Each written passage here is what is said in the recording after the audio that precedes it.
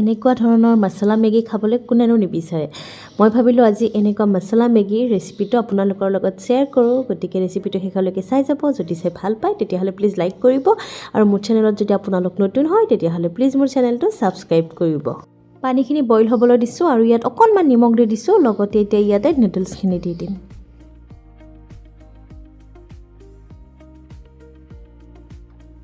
এখন পাতি দিছোঁ আৰু দি দিম এতিয়া মিঠাতেল। মই কিন্তু আটা নুডলছ ব্যৱহাৰ কৰিছোঁ। আটা নুডলছ ব্যৱহাৰ কৰিলে অকণমান ময়দাতকৈ ভাল হয়, কিন্তু মেগী খোৱাটো ইমান বেছি ভাল নহয় বাৰু, সেইটো ময়ো জানো, কিন্তু কেতিয়াবা পটককৈ খাবলৈ মন যায় নহয়। আৰু মই আজি যিটো ৰেচিপি বনাইছোঁ এইটো আমাক মায়ে টিফিনত দিছিলে। খুব ধুনীয়া লাগে এনেকৈ খাই।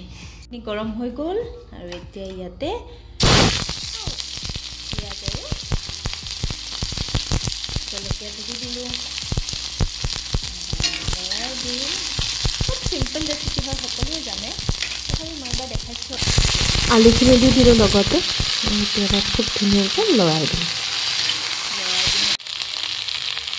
এয়া দি দিলোঁ হালধি, অকণমান নিমখ, যিহেতু মছলাটোত নিমখ থাকে সেইকাৰণে নিমখো অকণমান দিছোঁ।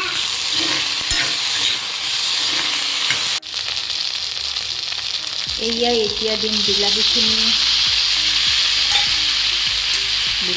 দি লৰাই দিম।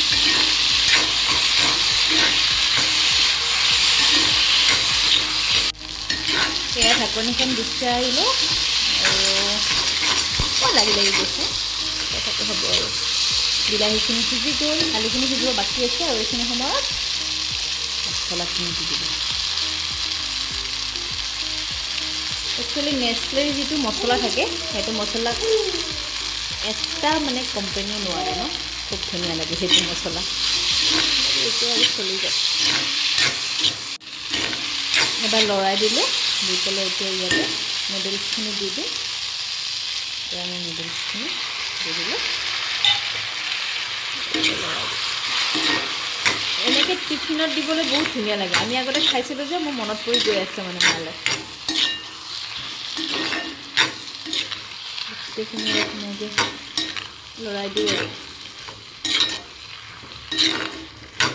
আপোনালোকে যদি এইখিনি সময়লৈকে মোৰ ৰেচিপিটো চাই ভাল পাইছে তেতিয়াহ'লে প্লিজ লাইক এটা কৰিব, আৰু প্লিজ চেনেলটো ছাবস্ক্ৰাইব কৰিব।